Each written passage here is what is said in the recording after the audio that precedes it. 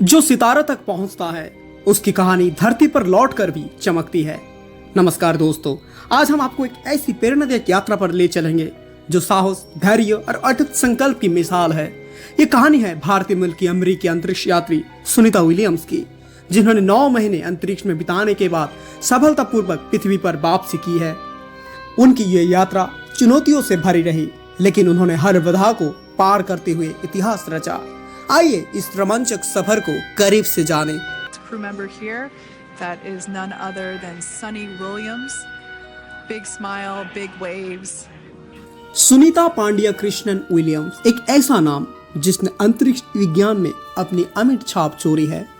19 सितंबर 1965 को जन्मी सुनीता भारतीय मूल की दूसरी महिला अंतरिक्ष यात्री है। उन्होंने नौसेना की पायलट के रूप में भी सेवा दी है और अंतरिक्ष में सबसे ज्यादा समय बिताने वाली महिलाओं में से एक है। उनके पिता दीपक पांड्या जो कि भारत से है, जबकि उनकी मां नी जालोकर स्लोवेनिया से ताल्लुक रखती है। सुनीता ने अपने कैरियर में कोई महत्वपूर्ण अंतरिक्ष मिशन पूरे किए हैं, लेकिन उनकी हालिया यात्रा सबसे विशेष रही। 6 जून 2024 यह वो दिन था जब नासा के बोइंग स्टारलाइन मिशन के तहत सुनीता विलियम्स और उनके साथी बुच विल्मोर अंतर्राष्ट्रीय अंतरिक्ष स्टेशन यानी ISS के लिए रवाना हुए। यह मिशन केवल 8 दिन का निर्धारित था, लेकिन तकनीकी खराबियों के कारण यह 9 महीने तक बढ़ गया। अंतरिक्ष यान में हीलियम रिसर्व और वेग में कमी जैसी समस्याओं के चलते उन्हें ISS पर लंबे समय तक रुकना पड़ा।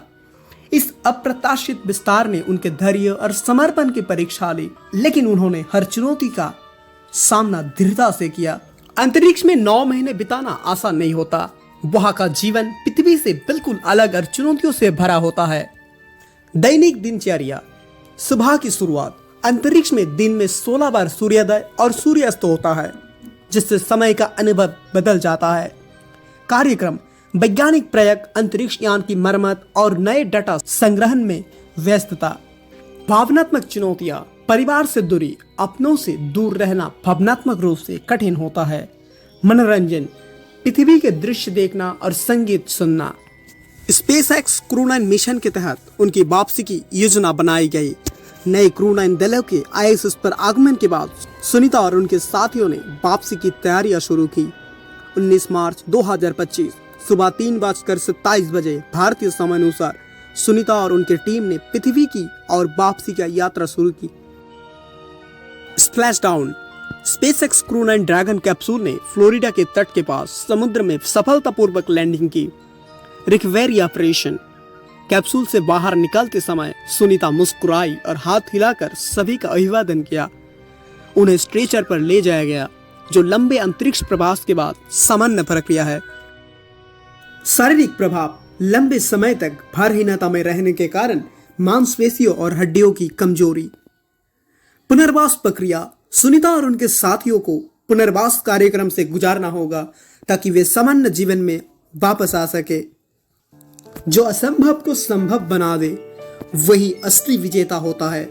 सुनीता विलियम्स की यह यात्रा हमें सिखाती है कि चुनौतियों चाहे कितनी भी बड़ी हो, अगर हमारे पास साहस और संकल्प है तो हम हर बाधा को पार कर सकते हैं। उनकी कहानी हमें प्रेरित करते हैं कि हम अपने सपनों का पीछा करें और उन्हें साकार करने के लिए निरंतर प्रयासरत रहे।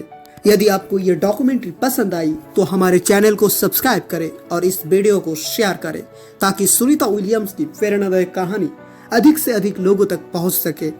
यह डॉक्यूमेंट्री सिर्फ एक कहानी नहीं बल्कि एक प्रेरणा है जो हमें सिखाती है कि सपनों की उड़ान में कोई सीमा नहीं होती।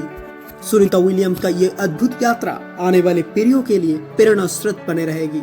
जय विज्ञान, जय भारत।